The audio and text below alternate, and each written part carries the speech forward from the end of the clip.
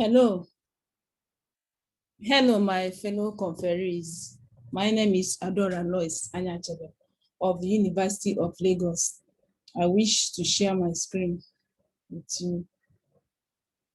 The title of my presentation is a paradigm shift in suicidal trends in Nigeria, economic implications, reflections on Igbo literature and the social media. Suicide is the act of intentional and willful termination of one's life. It is generally perceived as one of the most private and personal acts. Its apparent current upsurge, especially among youth and children, has become very alarming and worrisome in the contemporary Nigerian society, vis-a-vis Igbo society. Such upsurge in suicide is against Igbo cultural value, where life is highly treasured. Hence, the portrayal of the essence of life in many of their maxims, such as Agharando Pak, Oniru Egeya. If life is neglected in pursuance of wealth, the enemy will enjoy the wealth at last. Ndokoba, life is greater than wealth, implying that wealth must not be valued above life. The place of life, Ndo, in Igbo society is also evident in their names, as exemplified in such names as Ndobisi, life is paramount.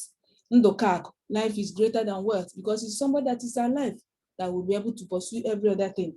Life supersedes all other things, and therefore life is highly treasured. Suicidal acts or tendencies are vehemently prohibited and not tolerated in any form, and at any age or stage as solution to any problem at all in Igbo society. It is due to the importance of life to the Igbo that they do everything within their power to sustain life. Hence, suicide is perceived as a taboo, and death by suicide referred to as bad death, ajonwu. Persons that die by suicide are not given proper burial and sometimes are thrown into evil forest. The Igbo believe that since nobody can give life, nobody has the power to take life. According to Oparaji, if a person must qualify to dwell in the ancestral world, such a person needs to achieve a personal integrity and fulfilled life of ripe age. Failure in this capacity implies exclusion from community of life, both in Owamadu, that is the human world, and Owammo, that is spiritual world. This explains why they will strive to adapt themselves to any condition, no matter how excruciating that condition might be, because they see life as a struggle in which they must successfully sail through in order to live happily after. But the reverse appears to be the case in the contemporary society, where the issue of suicide has become very rampant on daily basis in our news media, the mass media, social media. You see cases of suicide, especially among youth. Following Durkheim's theory of suicide, the variation in suicide rates from one group to another or from one time period to another arises due to variations in sociological factors, including that of social currents. It is the social current that affects individual decision about suicide. Suicide among youth results in the untimely death of the future leaders of the country, hence, or the society, hence the reduction in the productivity capacity of that particular society. The aim of this study, therefore, is to investigate the pattern of suicidal trends in the ancient times as against what obtains in the contemporary time. The objectives are to find out the causes of suicide in Igbo society through the Nigeria in general. Determine the category of people in the society that are more at risk of suicide, even as it was in the ancient time, in comparison with the contemporary period. And data for the study are purposefully selected from Igbo fictions and social media. Many scholars have looked into the issue of suicide from different perspectives, as will be seen in the main work, but because of time, we will not be going to them here. But none of these scholars that have looked into suicide have attempted that through this comparative study as it relates to the issue of suicide in ancient times against what obtains in the contemporary period, and the factors responsible for that in Igbo society through the lens of Igbo literature and the social media. No work, to the best of our knowledge, have been carried out in that regard. Then the data from the Igbo literature are highlighted here. 1, Ochedia. is one of these suicide cases recorded in the Igbo literature. In Moses Omihejidofu, Aworo in Onyekongo Smatariawo, Ndubisi in Ogba, Lois Nzano, and an unnamed character in Achebe Things Fall Apart, and the Okonkwo, the protagonist of the same Things Fall Apart. Whereas data from the social media are bound. In fact, there are so much that we just highlight some of them here, but all of them will be listed in the main work. We look at a doctor that jumped into the lagoon in Lagos. We look at a JS2 student of a secondary school that took sniper mixed with drink. Another 70-year-old girl that died after drinking insecticide as a result of unwanted pregnancy. Another a 19-year-old girl who committed suicide by taking sniper at her boyfriend's house. Another one is a 400-level student of Department of English, University of Nigeria, who committed suicide by taking 2 bottles of insecticides, the sniper. Another is a young girl that committed suicide due to loneliness and lack of parental love, attention, as well as sexual abuse by an uncle. Another one is a young man from Aguleri that committed suicide by hanging as a result of being jilted by a lady that whom he has invested and promised to marry. And at the end, the young lady jilted her and went away with her, the young man's best friend. Another is the case of a young girl that took sniper because her boyfriend of 4 years dumped her. So many of them, including a 70-year-old boy in Georgia that drank pesticide. And in March 2020, the social media carried the news of a young lady identified as Adaora that committed suicide in the northern part of the country because she flunked her JAMB examination, and so many others like that. Then we also look at the analysis of what the data that we are able to get from the social media and the Igbo literature. The data from Igbo literature actually reveals that Ochedia Inwozu commit suicide to escape shame and public ridicule that she would have faced due to the atrocity that she committed against her stepson, Obaji. Ochedia connived with some of the chiefs to terminate the life of her stepson, Obaji, in order to deny him access to the throne due to him, because she, Ochedia, wanted her own biological son to take over the throne, which was wrong. When it was obvious that her evil deeds were exposed, she resorted to suicide.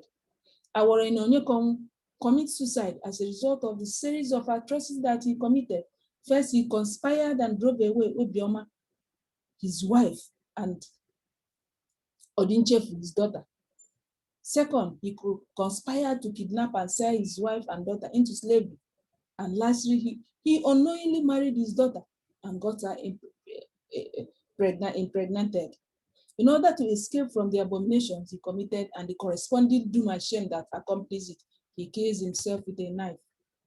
In Ogbalu, we see Mr. Ndubisi in a bid to escape the shame accruing from his embezzlement of his company's money. He opts for suicide. An unnamed character in Achebe commits suicide due to failure, that is poor harvest, while Okonkwo, the protagonist, commits suicide by hanging due to abomination that he committed in killing the Christian messenger.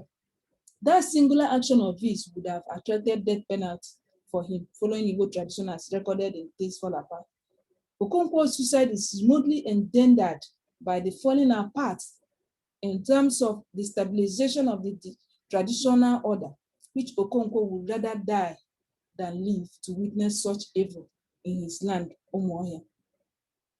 All the 5 suicide cases from Igbo literature are all adults. We didn't see any case of a youth or a young child. But that is not to say that in those ancient times, there shouldn't have cases of young people or youth committing suicide. But our focus on the literature that we have used for analysis. Again, in all of them were males except Ochedia, who is a female. Whereas, on the other hand, from the data from the social media, we see that most of them were just youths. The data reveals that 6 are male youths, 7 are females, 2 not specify whether they are male or female. Then 12 out of the 21 suicide cases from social media died by taking harmful substances. one by drowning, another one by hanging, and 7 through an undisclosed means. Whereas the cases, most of the cases in the ancient times died, some by hanging, some by using knife to kill themselves. None of them died as a result of taking in of harmful substance. The data also revealed that 5 of the victims died as a result of examination failure, 4 due to depression or frustration, 1 as a result of sexual abuse and lack of parental love and care, 1 due to non-payment of salary, 6 as a result of broken relationships, 1 due to infidelity, and 1 due to pregnancy outside wedlock, which is totally almost opposite of what obtained in the ancient time through the data we analyzed, because those that committed suicide from the data from the Igbo literature used for this study shows that they died due to very serious cases that they could not see a way out. But that is not to say that suicide is a solution to any problem. We have said it earlier that suicide is not the way, it's not the solution to any problem at all. But it's obvious from the analysis that most of the suicidal cases in the contemporary times are just over flimsy reasons, being jilted by a boyfriend or girlfriend, failure in examination, which the person could as well write the exam again, and such minor reasons like that. Suicide does not have any positive impact. We are now looking at the effects of suicide on the individual and the society at large. Rather, it comes with so many negative effects on the individual, the family, and the society in general. The primary consequence of suicide is loss of life, because anybody that commits suicide, the person has died, and that person's own is ended. The person will not have any chance again to accomplish his destiny or his dreams. Therefore, bringing lots of pains to the families and loved ones that the victim has left behind. With the paradigm shift on the suicide victim from the older people to the younger members of the society, suicide brings very serious adverse effects on the economic of the nation or the society. Families of the suicide victims suffer endemic shame and other collateral damages. In some cases, they are ostracized until they're able to do some sacrifices and rituals and cleansings. Suicide leaves a permanent dent on the family line. It is even important at this juncture to point out that against the view of or belief of the victims of suicide, that suicide does not take pain away. Rather, it passes such pain to someone else. Because when these victims take away their lives, they are passing the pains to their families that they have left behind. Again, one instance of suicide could actually serve as an encouragement for further and future suicide. In conclusion then, there are obvious shifts in both the causes of suicide, the age brackets of the victims, and in the ancient times as against what obtains in the contemporary times. The shifts and the aftermath of westernization and expiration of ancient cultural values are evident in the attitudes of the modern folks. It is obvious that one cannot discuss suicide without alluding to the issue of depression. Most of the suicidal issues are attributable to depression and loneliness, which thrive in the contemporary society, whereas in the ancient times, there were rooms for communal living and communal togetherness. This redirects us to the reason why the traditional society, less cases of suicides were recorded in the ancient society, because then communal life was the order of the day. People were their brothers' keepers. Burdens were shared communally, even during times of mournings and trials. Moonlight periods were times of bonding and socialization. The other members of the society rallied around the affected person in case of death or problems or challenges. Hence, there were no rooms for individuals to feel lonely or isolated, except in cases of isolation due to excommunication. All the above are avenues for people to ease themselves of troubles of life, as it were in the case of the traditional Igbo society. Following Achebe 1985, let them come and see men and women and children who knew how to live, whose joy of life had not yet been killed by those who claimed to teach them other nations how to live. This is Achebe making reference to the ancient way that Igbo people lived their lives that has been infiltrated by westernization. But the reverse seems to be the case in the contemporary times, when individualism, which leads to loneliness, is the order of the day.